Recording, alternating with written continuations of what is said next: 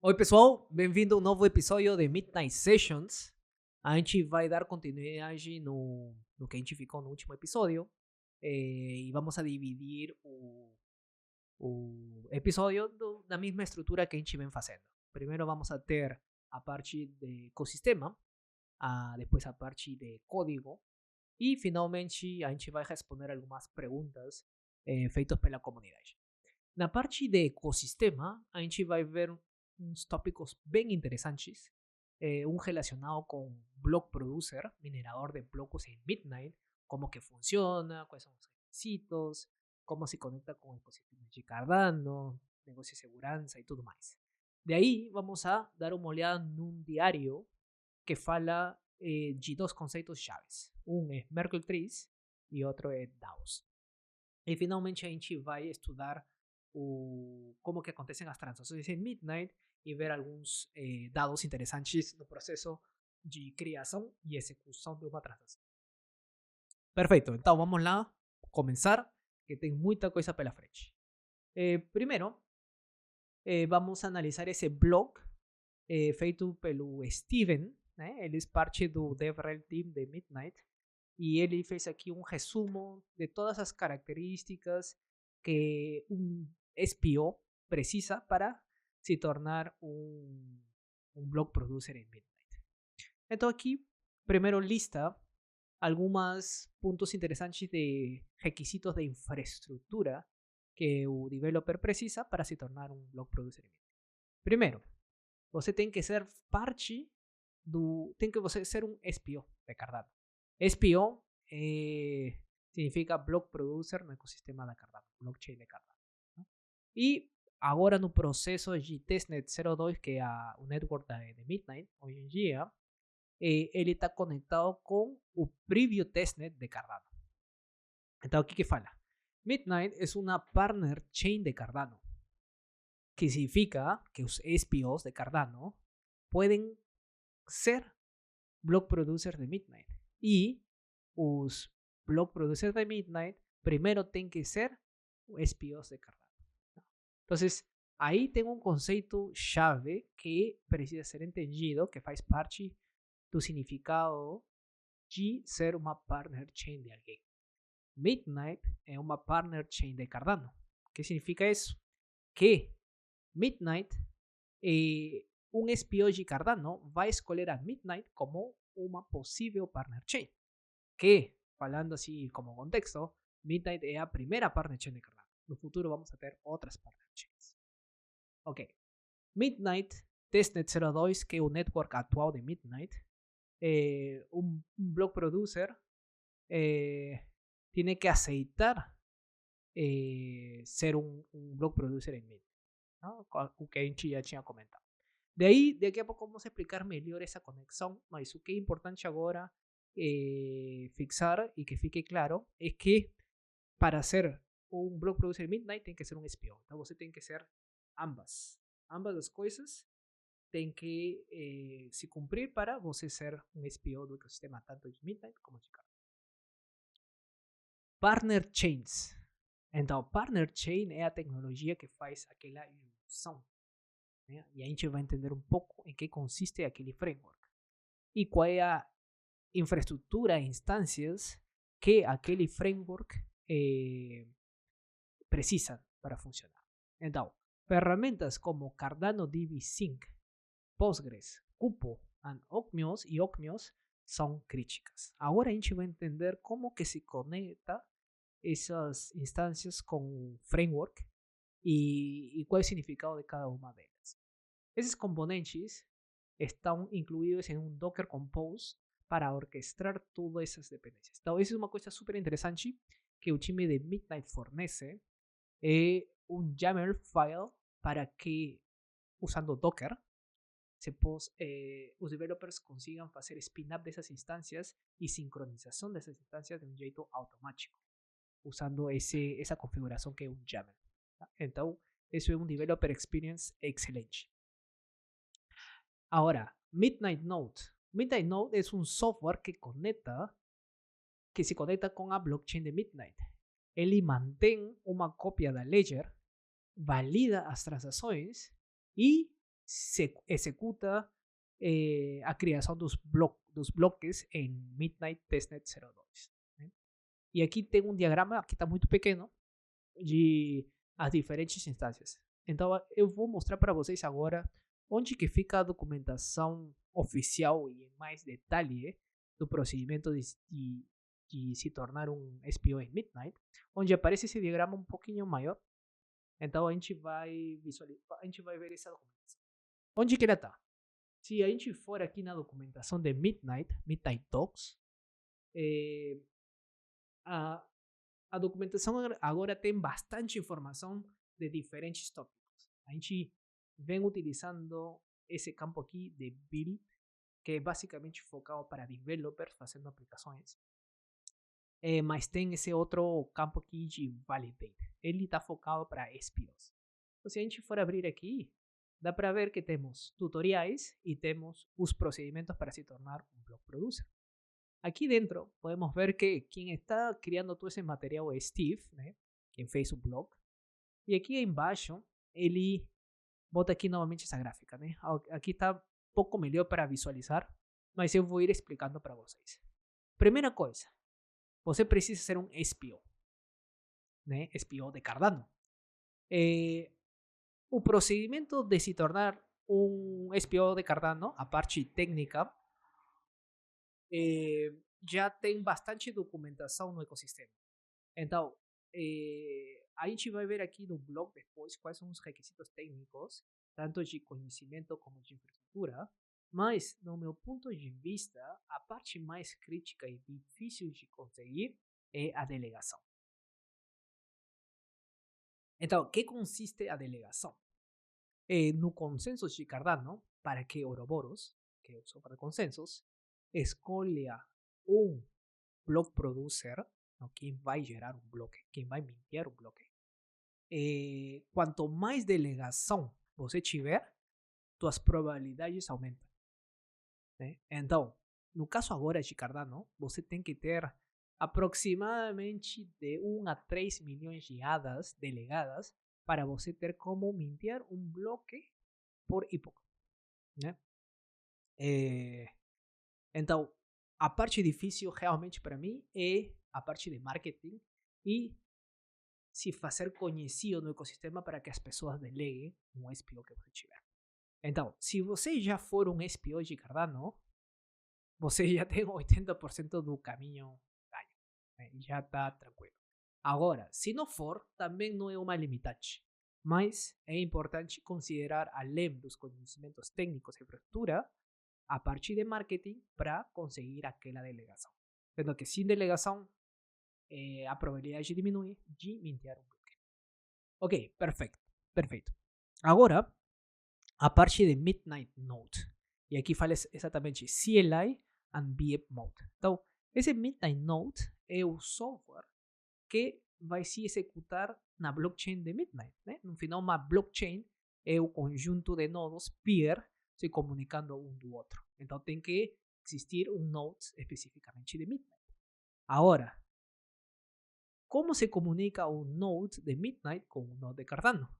Tudo isso vai ser usando o framework de Partner Chains, que a gente tinha comentado anteriormente. Excelente. Ocmios. Que coisa é o Ocmios? É um software lightweight para se comunicar com a blockchain de Cardano usando diferentes linguagens de programação. Então é um bridge de comunicação com Cardano. Nesse caso, está sendo usado pelo CLI de Midnight Node para falar com a blockchain de Cardano, especificamente com os contratos que estão hosteando a lógica dos comitês. A gente vai entender daqui a pouquinho que coisas são esses comitês. Depois, temos em Cardano, temos os smart contracts que tem os comitês. Não? Então, tem um smart contract. Como funciona esse smart contract com os comitês? Então, do jeito que funciona Partner Chains é que Cardano vai fornecer a segurança a Midnight. E o que quer dizer segurança? Aí a gente vai ter como escolher quem, Ouroboros, de um jeito descentralizado, aleatório, seguro quem vai ser o block producer de Midnight que vai mintear um bloque. Como que vai acontecer isso? Os SPOs que têm um Midnight Node também vão ter que se registrar num smart contract em Cardano. Então, se você for dono de um SPO em Cardano, você vai falar: eu tenho interesse de fazer parte do comitê para ser escolhido no network de Midnight e poder mintear um bloque. Então, você vai ter que se subscrever no smart contract de Cardano para fazer parte do comitê. De aí tem a instância do Cardano DB-Sync. Que coisa é esse DB-Sync? Assim como o Midnight Node tem que falar com Cardano e falar com smart contracts usando Ocmios, também é necessário visualizar o state da blockchain. Qual é o state atual do smart contract de Cardano, onde estão os comitês, o state atual dos comitês. Essa visualização a gente faz usando DB-Sync, que basicamente é a instância que vai ficar lendo a informação da Cardano e vai ficar indexando essa informação numa base de dados, nesse caso Postgres. Então, desse jeito, o Midnight Node vai ter como visualizar aquela informação. E aqui a pouco a gente vai ver como que funciona mecanismos de autenticação para a gente ter certeza que um node de Midnight corresponde ou está linkado àquele SPO de Cardano. Perfeito. Então, aqui embaixo, voltando aqui no blog, aqui falam o setup process, né? E algumas recomendações técnicas para se tornar um SPO. Então, ele fala: é recomendado ter alguma experiência relacionada com interface de comandos CLI, administração de sistemas e networking. Agora, se vocês já são um SPO, obviamente vocês já têm esse conhecimento. Caso não forem SPO, verificar ou aprender esses requisitos e a parte de marketing que eu tinha comentado para vocês, porque um dos pontos também importantes para se tornar SPO é ter delegação. Ok, que outras coisas a gente vai precisar para configurar? A gente vai ter que ter um UTXO, né, que é o sistema da Ledger da Cardano, temos UTXOs, onde vai ter que ter alguns fundos para a gente ter como pagar as transações. Lembrem que o Midnight Node vai ter que falar com o smart contract de Cardano e executar transações. E aquele UTXO com fundos vai ser para pagar o custo da transação na hora de executar alguma coisa no smart contract, alguma mudança do state. Nesse caso seria o registro do SPO para ser parte do comitê. E a gente vai precisar também o SPO Cold Signing Key. Esse Signing Key é aqui que só o dono do SPO sabe. E é o jeito dele demonstrar que ele é dono desse SPO. E vai precisar essa chave também quando fores usar Ocmios com Midnight Node para se comunicar com Cardano e os smart contracts. Ok, então aqui setear o Partner Chain Dependency Service. Com el SPO ready, que ya está pronto, el próximo paso seria ter os serviços de dependências, que a gente viu agora quais são, para o Testnet 02. Então isso é importante. A gente está usando o Network Testnet 02 com o Preview Testnet em Cardano e para fazer o spin-up e configuração, a gente vai usar Docker Compose. Excelente. Então, realmente a parte técnica, o Midnight Team fez um trabalho excelente para diminuir a complexidade na hora de criar um SPO em Midnight. Agora, como a gente registra nosso SPO como um MPB? Vamos dar uma olhada aqui. Depois do seteo, você pode registrar o SPO como um candidato do comitê, usando o CLI do Midnight Node, de Partner Chains, que está no Midnight Node. Esse processo é uma sequência de 3 passos. O primeiro, a gente vai inicializar o registro usando aquela UTXO para pagar a transação. Depois, a gente vai preparar o signature, né? Lembrem que eu tinha falado para vocês que tem um cold key para demonstrar que você é dono daquele SPO, isso a gente vai fazer por meio de Digital Signatures, que é aquele mecanismo que a gente estudou numa sessão passada, que a gente tem como demonstrar que a gente é dono de uma chave ou de alguma coisa, sem fazer disclosure, sem mostrar aquela informação privada, que nesse caso é o cold scheme. E depois a gente vai fazer submit do nosso registro, informando os signatures e as chaves para manter essa comunicação. Outro ponto importante, committee rotation, rotação do comitê. Como acontece? Uma coisa é se registrar.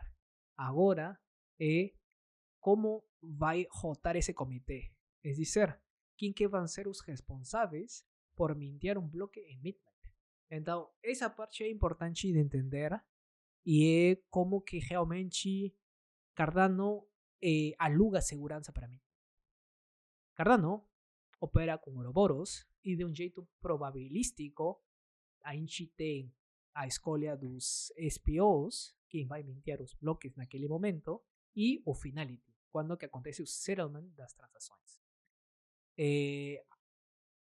Aqueles tempos não são os melhores no mercado, a gente vê blockchains que têm finalities muito mais rápidos, throughput muito mais elevados que Cardano, porém, são blockchains mais centralizados, não são tão permissionless como Cardano, então tudo é um trade-off. O que a gente vai conseguir com esse rotation é Ouroboros vai escolher o comitê responsável para mintar o bloco em um momento X e aquele comitê específico vai ser aquele que vai executar o consenso em Midnight, mas já é um time pequeno, portanto, se pode enquadrar no modelo PBFT, onde o finality é muito mais rápido, você tem maior throughput, porém, mantendo os features da Cardano. Né? Então, esse partner chain vai permitir isso, ter blockchains focados a um use case específico, no caso de Midnight, focado a business, com privacidade, selective disclosure e finalities rápidos, mantendo a segurança da Cardano usando aquele partner chain framework. Excelente. Aqui comentan uns detalhes adicionais.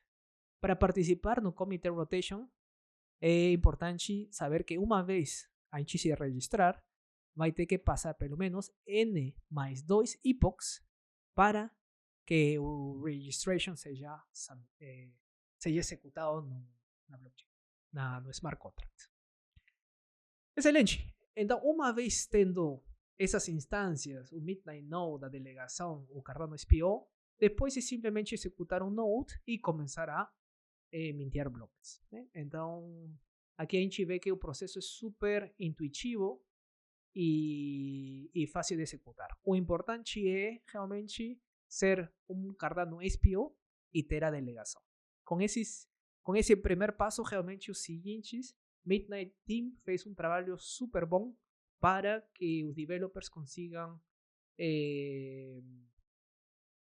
executar e hostear aquelas instâncias de um jeito muito eficiente e prático.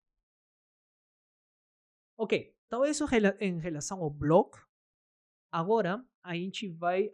uma coisa que estava esquecendo é que o Steve, ele também fornece aqui material em vídeo para aqueles que gostam de ver mais o procedimento em YouTube. Então ele aqui fez um post de uma sequência de vídeos no YouTube de Midnight. Então, se vocês vêm aqui, estamos no YouTube de Midnight.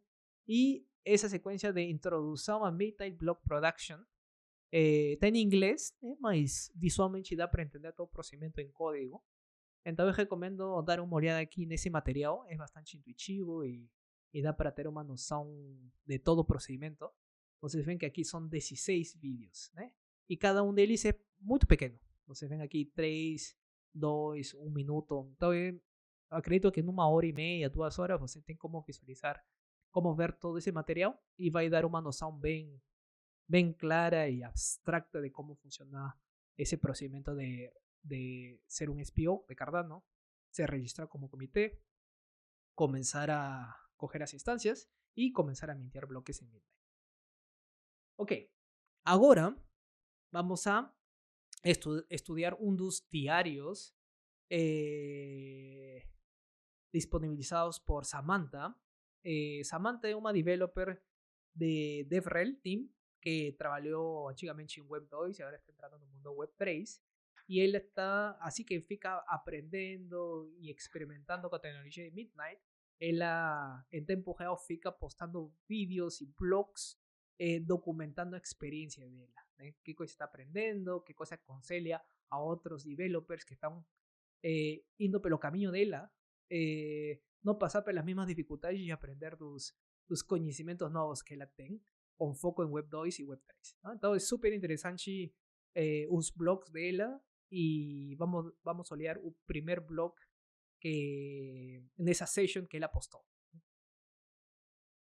No diario, ela fala de dos conceitos, o Merkle Trees e DAOs. Então vamos dar uma lida juntos. O material aqui está em inglês, porém fiz a tradução aí para a gente ler juntos em português e eu vou ficar comentando alguns pontos importantes, assim que a gente fica lendo aqui. Então vamos lá. A medida, aí é o comentário da Samantha. A medida que continuo minha jornada de aprendizado em Web3, tenho estudado principalmente pela Cardano Academy e Midnight Academy. Então, esse Midnight Academy é um material que a gente fica aprendendo aqui nas sessões.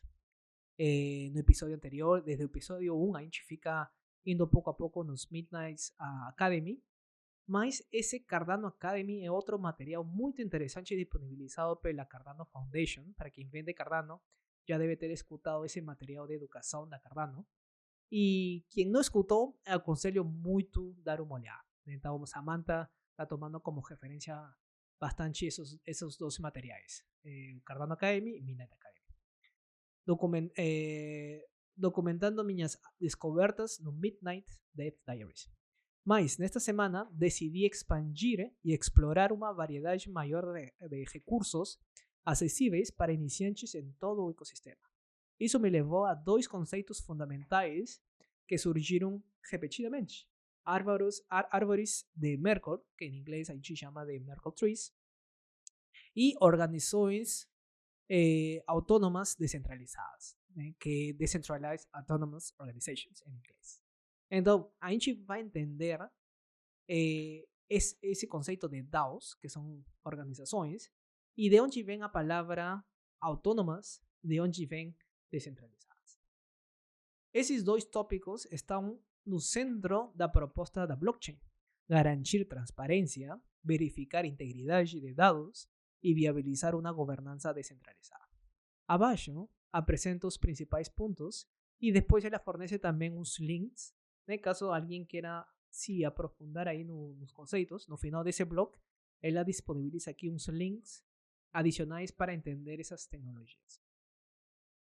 Então, vamos dar uma olhada aqui que ela fala em relação a cada um dos conceitos. Árvores de Merkle Tree, garantindo a integridade dos dados.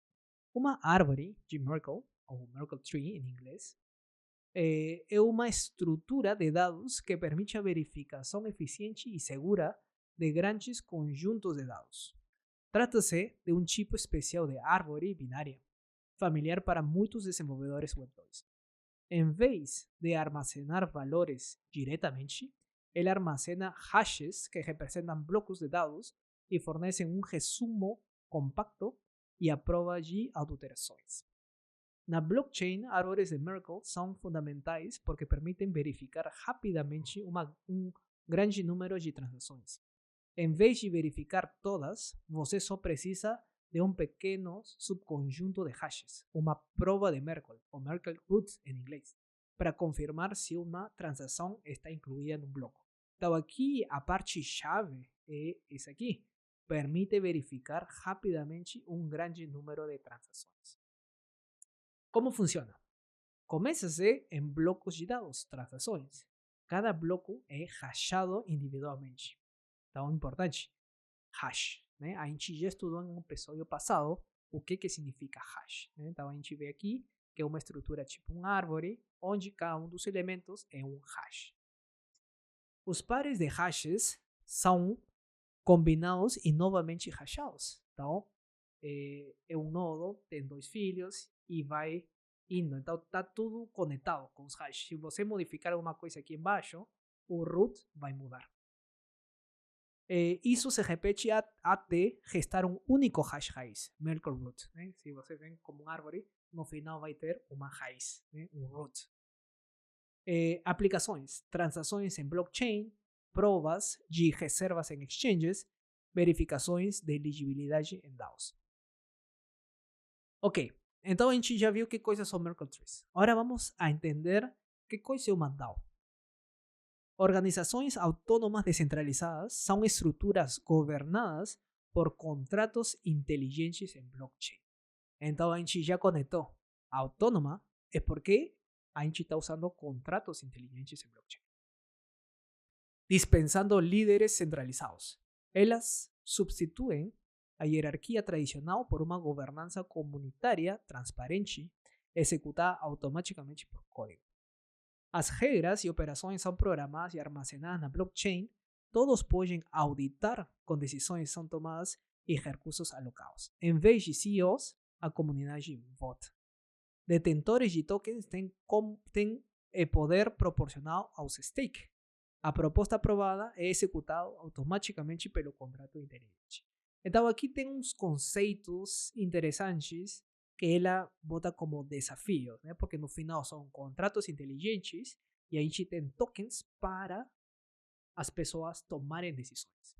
Então, qual é o primeiro desafio?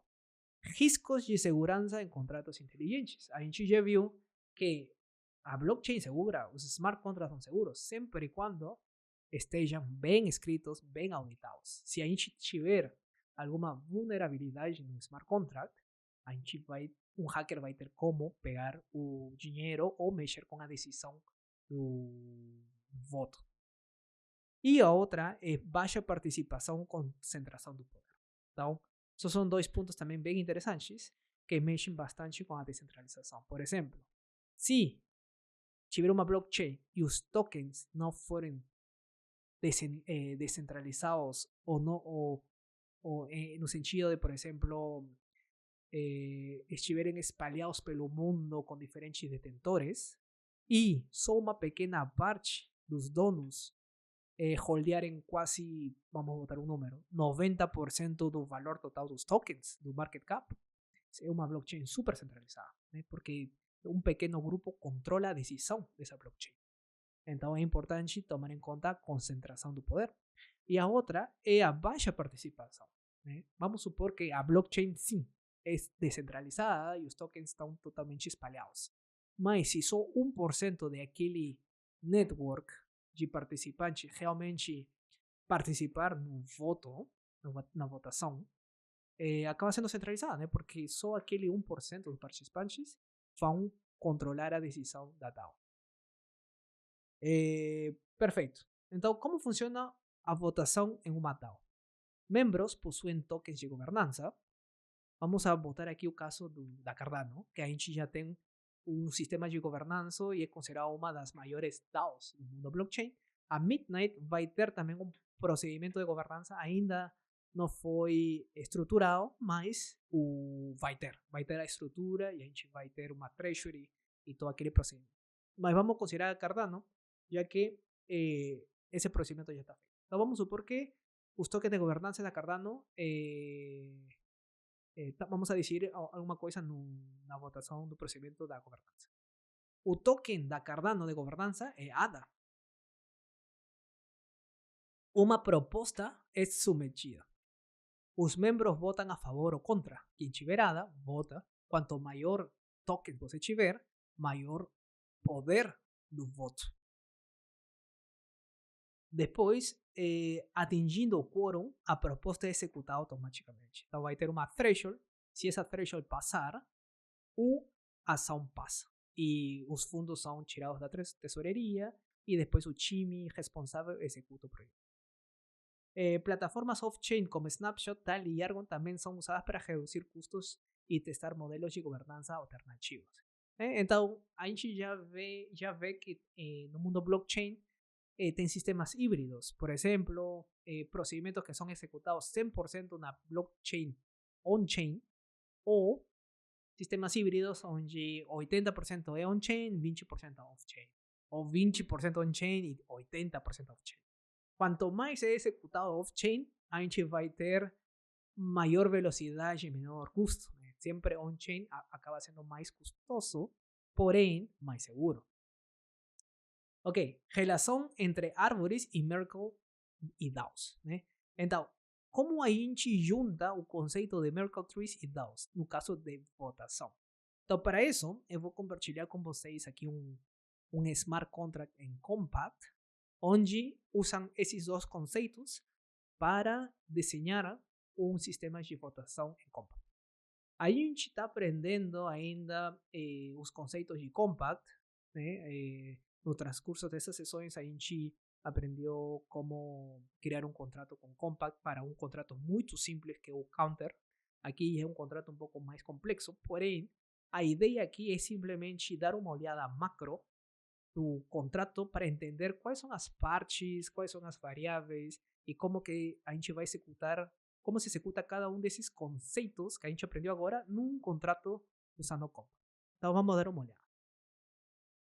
Aqui a gente tem o contrato que eu queria compartilhar com vocês, onde se usam diferentes conceitos que a gente aprendeu. O primeiro, a gente vê que aqui na Ledger tem variáveis como itens e others. Cada um deles tem um data type que a gente vai usar. Nesse caso, itens é do tipo set e others é do tipo Merkle Tree. Como eu sei aqueles tipos? Né? Então, na documentação de Midnight, se a gente for aqui em Docs, a gente pode ver que aqui em Build temos Reference Documentation e temos o Midnight APIs e temos a documentação do Compact. Nesse caso, em Compact, temos o Ledger Data Types, que é o que a gente está vendo agora. E aqui vai estar listado todos os tipos daqueles contratos. Nesse caso, por exemplo, estamos vendo um tipo Merkle Trees. Então, se a gente for olhar aqui, a gente vai achar esse tipo aqui, Merkle Trees. Clicando nesse tipo, a gente vai ver todas as especificações e os diferentes métodos que a gente tem como usar. Quais são? Check roots, insert hash, insert hash index e, por exemplo, aqui embaixo, find path for leaf, first free.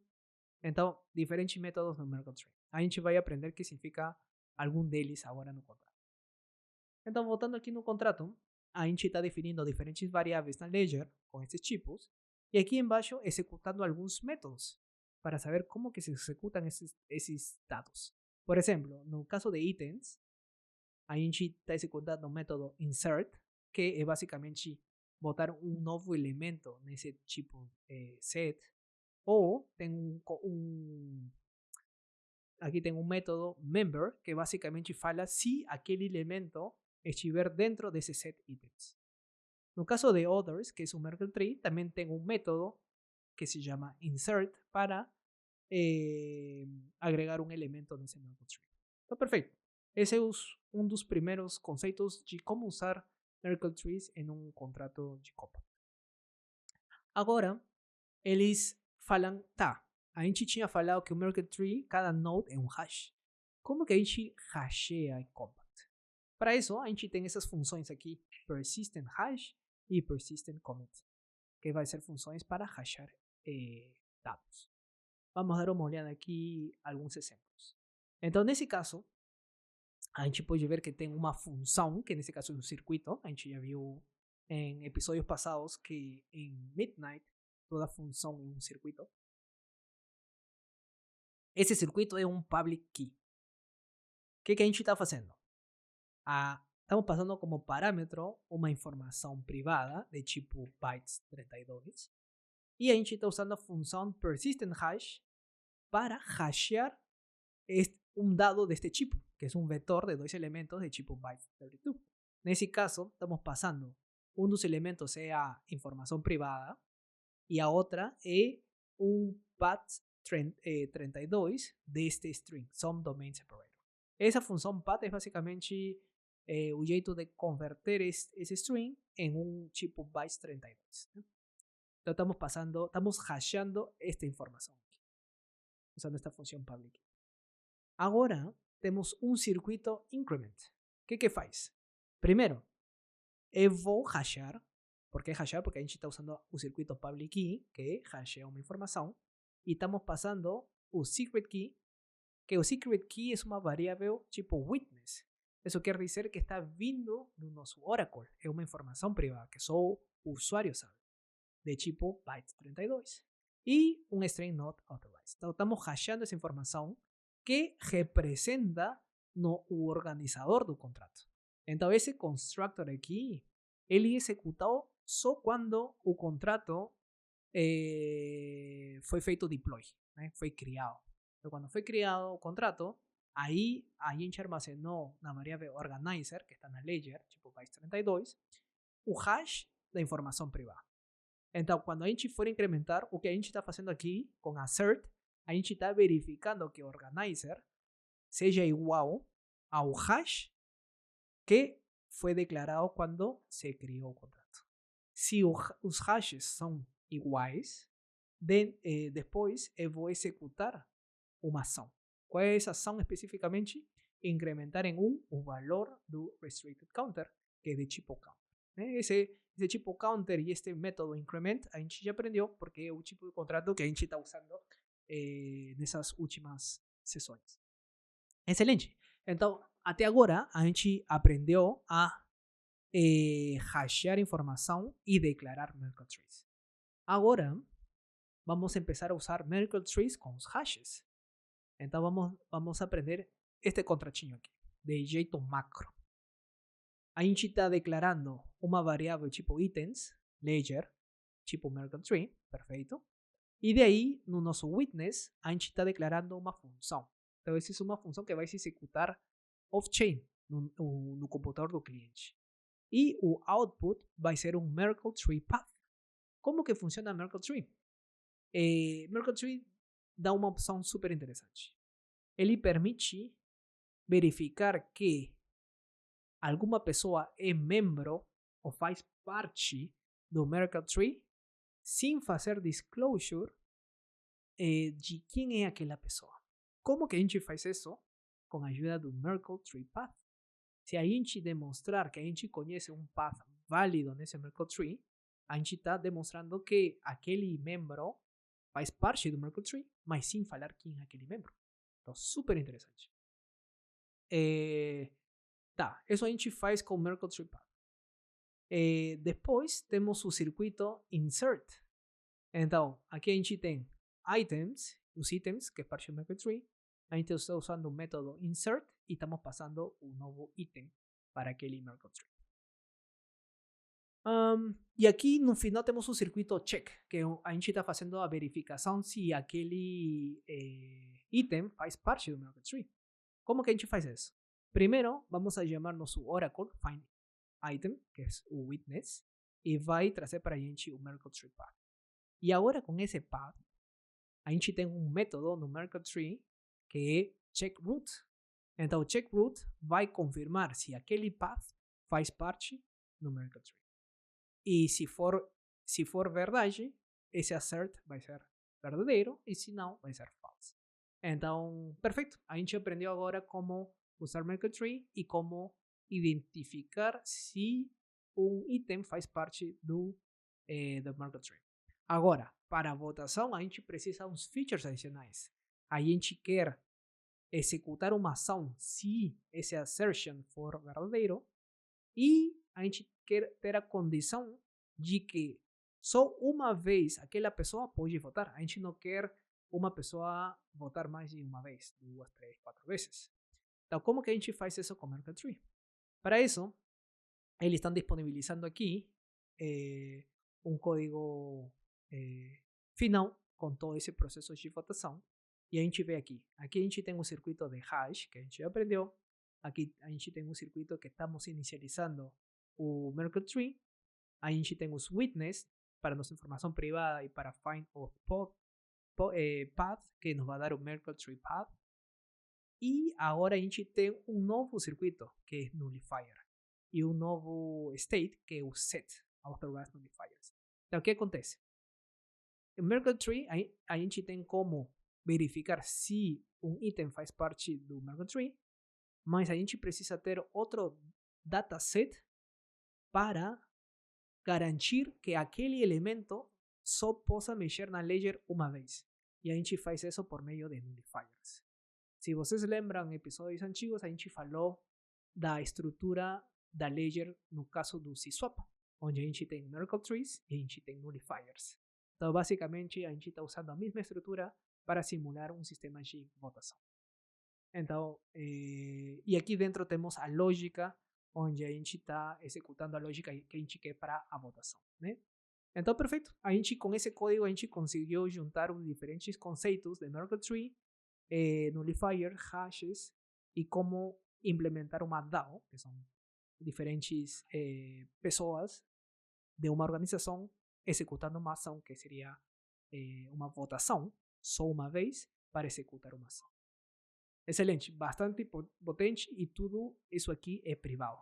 Ninguém sabe por quem votou e só uma pessoa pode votar uma vez sem que as outras saibam quem foi a pessoa que votou em uma ação específica, né? Então, super potente. Ok, então isso em relação aos diários e aos conceitos de Merkle Trees e DAOs.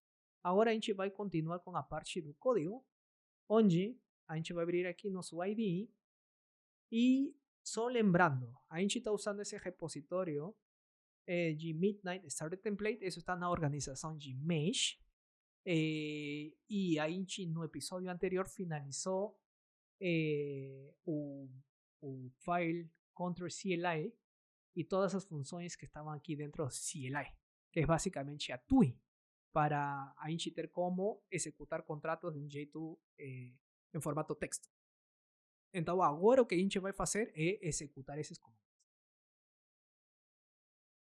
Para isso, vamos abrir agora o package.json desse folder Counter CLI. Então aqui no CLI, verificar que a gente está aqui no Counter CLI, certo? Então, estamos aqui no Midnight Starter Template, Counter CLI. E se a gente for abrir o package.json, vamos abrir aqui o package.json, a gente vai ver aqui os diferentes scripts que podemos executar nesse folder. Agora, a gente vai executar o comando standalone, sendo que a gente quer executar os circuitos, o contrato inteligente no network standalone, que significa que vamos a hostear as três instâncias, o node, o indexer e o proof server. Excelente. Para isso, vamos usar o seguinte comando, né? A gente vai só executar standalone, mas ao executar standalone, na verdade, a gente está correndo esse comando aqui. Docker compose standalone YAML pool. Então a gente vai trazer as instâncias em Docker dessa configuração standalone YAML. Então se a gente abrir aqui em standalone YAML, a gente vê aqui que temos os serviços de proof server, indexador e node. Então essas são as três instâncias que a gente vai trazer com Docker pool. E de aí vamos a executar este comando aqui. Node experimental specifier resolution node loader TS node. Entonces esse TS node o que a gente vai fazer é executar código sem precisar buildear, armazenar e depois executar o comando. A gente vai fazer tudo junto. E isso a gente consegue com TS node. Normalmente quando a gente buildea, a gente guarda a informação aqui num arquivo dist. E daí a gente executa com Node o JavaScript. Nesse caso, a gente pode escrever aqui código TypeScript e já compilar, buildear e executar todo junto. E a gente vai executar este file aqui, source standalone things. No episódio passado, a gente viu esse file, que é o ponto de entrada para executar a TUI no formato de standalone. Né? A gente vai executar esse comando standalone YAML. Excelente. Então agora vamos a executar a transação. Importante, antes de executar a transação, vocês têm que verificar o seguinte. Primeiro, que vocês têm Compact. Como a gente verifica que tem Compact? Compact C version. Então aqui vocês veem que tem a última versão 0.24. Se vocês não tiveram ou não souberem como instalar Compact, vocês podem ver os episódios anteriores, onde a gente ensinou como instalar todas estas instancias. E quando vocês compilam, mesma coisa, aqui no folder de counter contract, vocês vão ter aqui um file managed, onde tem todo o output da compilação do contrato. Então, vocês precisam ter isso compilado para poder executar esse comando. Ok, depois o que vocês precisam ter é Docker, que a gente vai usar Docker para hostear e executar as instâncias em localhost. Eu estou usando aqui Docker Desktop, sendo que estou usando WSL, mas se vocês estiverem usando outro sistema operativo, aí vocês instalam Docker para o sistema operativo de vocês. No final, se está tudo bem instalado, vocês poderiam executar esse comando aqui, Docker version, e vocês aqui podem ver a versão de Docker instalado no computador de vocês. Nesse caso eu tenho a versão 28.1. E Node, né, que no final é o environment que a gente vai executar o JavaScript. Node version, e a gente tem a versão 23. Perfeito. Vocês tendo isso instalado, agora sim vocês podem executar o comando, que esse nesse caso é standalone. Então, como a gente executa esse comando? A gente vai executar npm run standalone. Então vamos a executar aqui o comando. Então, uma vez que a gente executa o comando, a gente vê aqui que estamos fazendo pooling das 3 instâncias, do indexador, do proof server e do node. E se a gente for ver aqui no Docker, podemos ver que estão baixando as instâncias. Se a gente faz clique aqui, a gente pode ver que temos a instância do node, do proof server e do indexador. Se a gente for entrar e ver os logs do node, a gente pode ver aqui que estão baixando, a gente entrou no counter node. Se a gente entrar aqui no proof server, aqui nos logs, a gente visualiza que está baixando um monte de parâmetros públicos de CK. Né? Aqui está baixando um monte de parâmetros. Que são esses parâmetros e onde posso visualizar todos os parâmetros que foram baixados? Se a gente for aqui em Files, no Docker, aqui em Cache, a gente vai ter um folder Midnight. E aqui dentro vamos a ter todos os parâmetros CK que foram baixados. E a gente pode ver que temos parâmetros gerais e temos parâmetros específicos de CSWAP. Agora, aqui são files gerais. E aqui embaixo são específicos de CSWAP. E vocês têm como ver aqui uma diferença. Né? Aqui embaixo tem um formato de prover, verifier e CKIRs. Algumas pessoas já podem estar identificando um padrão. Né? Se a gente for ver o output dos nossos circuitos, quando a gente compila nossos contratos, vamos entrar aqui, a gente pode ver que temos keys e cada um tem um prover, um verifier e temos um CKIR. Então, o que acontece aqui? Para o caso de CSWAP, a gente já tem os verifiers e os provers e os CKIRs específicos para o protocolo de CSWAP. No caso de Kachina, a gente tem os parâmetros gerais que a gente vai usar para gerar esses valores de prover, verifier e CKIR específicos para cada um dos circuitos de cada um dos contratos. E a gente parte a partir desses parâmetros gerais. Então, esse caso é um parâmetro de tamanho 10. Né? 2 elevados a 10, que é a quantidade de constraints que a gente tem no circuito. Quanto mais complexo o circuito, a gente vai usar uns parâmetros de maior tamanho. Né? A gente pode ver aqui que nesse caso tem menos constraints que no caso do módulo 11, 12, 13, 14, 15. Né? E aqui na direita a gente tem como ver o size de cada um desses files. No tamanho 10 é 192 kilobytes e no caso de 15 a gente já está falando de 6 megas. Né? 6 megabytes. Excelente. Então aqui temos os parâmetros gerais. Agora vamos dar uma olhada que aconteceu aqui depois de executar esse comando. A gente inicializou nossa carteira com o seed 000 e finaliza em 1. Então a gente já aprendeu que esse é a seed que a gente usa em standalone para a gente ter fundos inicialmente na carteira. Se a gente for escolher outra seed, o que vai acontecer é que a gente vai ter uma carteira sem fundos. Tá. E depois essa carteira tem esse wallet address, que vocês podem ver que está no formato base32M. né? Que dá contexto. A gente tem como ver aqui que estamos no Network Midnight, é um shielded address e estamos no Network Undeployed. Excelente. De aí vemos que o balance da carteira começa em 0 e a gente fica guardando os tokens. Como a gente escolheu o SIT 01, no final vamos a receber 25 bilhões de Dust na nossa carteira. E depois aqui a gente tem alguns logs da nossa carteira. Então vamos a estudar aqui um pouco desses valores. A gente tem o endereço e depois temos available coins. Como é representado uma coin? A gente estudou isso num episódio passado, mas vamos dar uma olhada aqui exatamente para a carteira 001.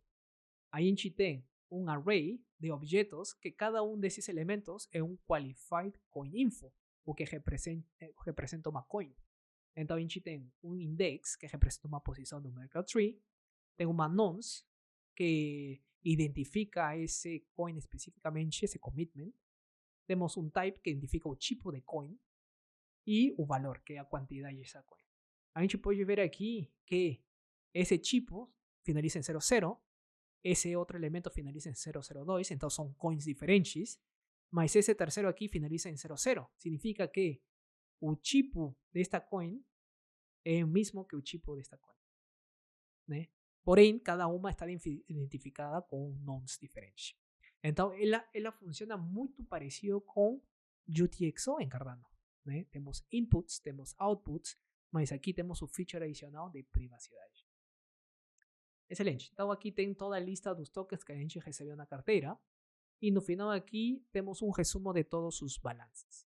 Então, a gente pode ver que o tipo 00, que é Dust, a gente recebeu essa quantidade aqui. E de aí temos outros dois tokens customizados, que é o 01 e o 02, né? Excelente. De aí, o Coin Public Key, temos o mesmo formato Base32M. E os coins, temos a mesma lista que os Available Coins. No outro episódio, a gente aprendeu qual a diferença de Available Coins, Coins e Pending Coins. Nesse caso, como não temos Pending Coins, os coins vai ser igual a Available Coins. Então, aqui em Coins, vamos a ter a mesma lista. O interessante é que aqui embaixo, bom, a gente tem também o Encryption Public Key, no mesmo formato Base32, mas também agora temos um Nullifiers. Então, a gente falou e a gente está conectando com o que a gente aprendeu de Merkle Trees e Nullifiers, que no caso desse swap, a gente tem a mesma coisa. A gente tem commitments e cada commitment tem um nullifier. Então, se vocês ven aqui, temos 1, 2, 3, 4, 5, 6, 7 nullifiers. Portanto, deveríamos ter 7 qualified com infos. Vamos dar uma olhada. Quantos temos? Aqui está a lista de nossos qualified infos. Temos 1, 2, 3, 4, 5, 6, 7. Então, cada qualified com info tem um nullifier. Pending coins não temos nenhum. E aqui nossa carteira está sincronizada. A gente aprendeu qual a diferença aqui de Apply Gap com Source Gap, que é a sincronização entre o front-end, o back-end e o back-end e a blockchain. Excelente. Então, agora tendo o contrato, a gente pode, tendo a carteira sincronizada e fundos, a gente pode executar ou criar nosso contrato. Nesse caso, podemos nos juntar a um contrato ou criar um contrato de zero. Qual contrato? O counter contract, que a gente foi aprendendo. Então, nesse caso, vamos escolher a opção número 1, que é deploy um novo contrato. Então, a gente escolhe aqui a opção número 1.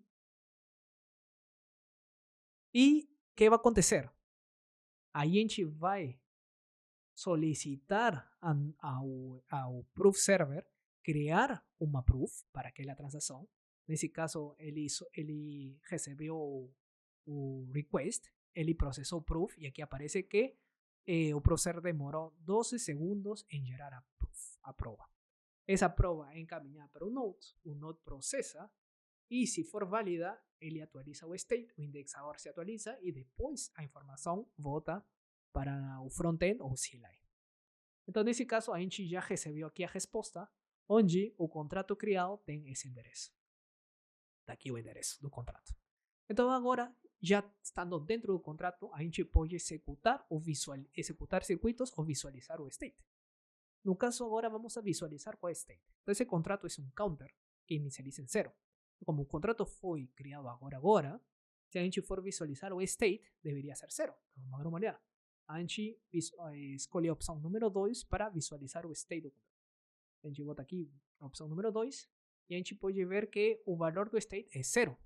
E se a gente for olhar o proof server, não foi gerada nenhuma proof adicional, sendo que para visualizar o state é só falar com o indexador. Quando a gente quer mexer com state é quando se gera uma prova para executar um circuito em específico.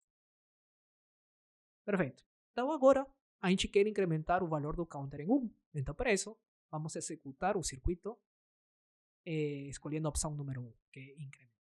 Então vamos a incrementar. Então novamente, se a gente for ver aqui no proof server, uma nova proof está sendo solicitada. Aqui está processando e a gente demorou 8.5 segundos em gerar essa proof. Essa proof vai ir para um node, vai ser processada, se aprovada, vai mexer com o state, o indexador vai se atualizar e vamos a receber essa resposta no frontend o cielo. Então aqui estamos aguardando por esse processo acontecer. Já aconteceu e a gente tem aqui uma resposta do circuito. Vamos a dar uma olhada em que consiste essa resposta. A gente tem aqui que executamos esse circuito increment. Temos o transaction hash, temos o transaction ID, temos o block height, o block hash, temos o public transcript. O public transcript é o programa que se executa na blockchain. Isso aqui está escrito em Impact. Então, Impact é a linguagem que se executa no Node de Midnight e Compact é a linguagem que a gente usa para escrever smart contracts e compilar o resultado para a gente ter tanto o código necessário em JavaScript, também como o programa em Impact. E os materiais criptográficos para falar com o Proof Server. Então, esse aqui é o programa, né? Programa em Impact. Que no final, isso se traduz como?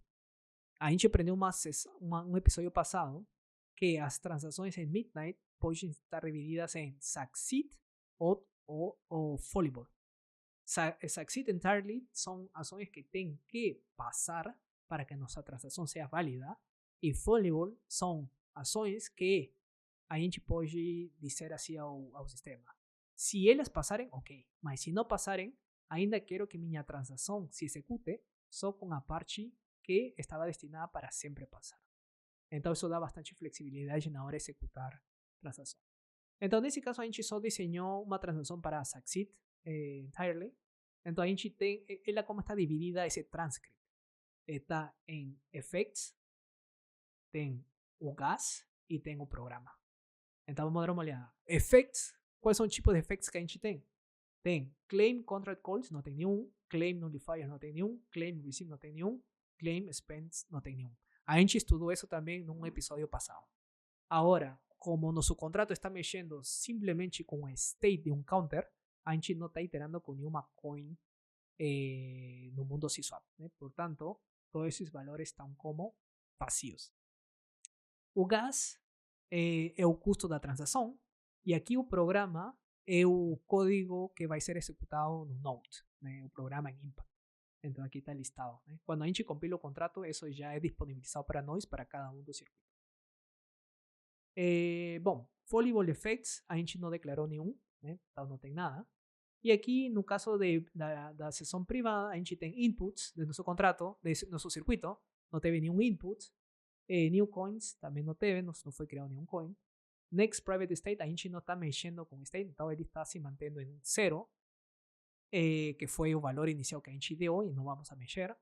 E este é o next C-Swap local state. Está identificado com nosso coin public key.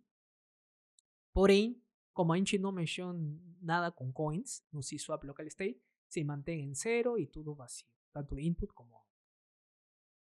Excelente. Então, esses são os valores de saída do circuito. E agora, que podemos fazer? Incrementar novamente, então já iria para 2, ou visualizar. Como a gente já incrementou, se a gente for escolher a opção número 2, a gente deveria ter o valor de 1 agora no counter. Então vamos a confirmar. Então a gente tem aqui opção número 2, a gente vê que o novo valor do state é 1. Então nosso circuito foi executado corretamente. Perfeito. Então agora com a opção 3 é simplesmente sair do contrato e fechar as instâncias. Se a gente for aqui no Docker, a gente vai ver aqui como estão se fechando as instâncias. Já se fecharam. E pronto, né? E desse jeito a gente finalizou toda a sequência de criar uma transação. No próximo episódio, o que a gente vai fazer é executar uma transação, mas agora a gente não vai usar o network de standalone, mas a gente vai usar o network de testnet 02. E a gente vai ver quais são as diferenças, como a gente deposita fundos numa carteira e quais são as diferenças em termos de tempo de execução, se é que tem alguma e por quê. Não? Então, perfeito. Bom, isso seria em relação do código. Em relação a perguntas e respostas, eu queria compartilhar uma pergunta que me fizeram na sessão de inglês, super interessante, que era relacionado com como no sistema de partner chains, o node de Midnight vai estar conectado com o de Cardano. E isso a gente viu no começo, usando o framework de partner chains, mas a dúvida era se era considerado como se fosse um casamento, onde uma vez que Midnight usa uma partner chain de Cardano, sempre vão estar linkadas. Então, sempre e quando Midnight queira ter o Cardano como fornecedor de segurança, sim. Mas Midnight em algum momento no futuro pode escolher adicionar novos consensos, por exemplo, de Ethereum, de Bitcoin, ou inclusive entidades privadas, por exemplo, un banco central de un país, con algunos bancos comerciais. Então, isso dá bastante flexibilidade. Mas o ponto positivo de tudo isso, e o que vem acontecendo no mundo no Web 2, em termos de arquitetura e serviços, é que Cardano dá um benefício, um serviço de segurança e descentralização muito interessante para Midnight. Portanto, Midnight não tem nenhum motivo de não tomar esse serviço. E Midnight ganha customização sem perder a segurança e descentralização da Cardano. Por exemplo, a privacidade, que são Zero Knowledge, e o tempo de finality, que é muito mais rápido, sendo que vai usar esse mecanismo de comitês. Portanto, o consenso em Midnight pode ser sistemas de PBFT, né, que são consensos mais enxutos, porém mais rápidos. Mas usando a Cardano, a gente tem a segurança e descentralização da Cardano. Então, no final, é um win-win. Né? Os dois estão se beneficiando. Midnight vai pagar dividendos para Cardano e Cardano está fornecendo a segurança e descentralização. Então, essa foi uma pergunta bem interessante da conexão de Midnight e Cardano. Perfeito. Então, isso seria tudo por esse episódio. E no próximo a gente vai continuar aprendendo a como executar uma transação, mas agora em testnet 02. Então, a gente se vê no próximo episódio. Até lá. Tchau, tchau.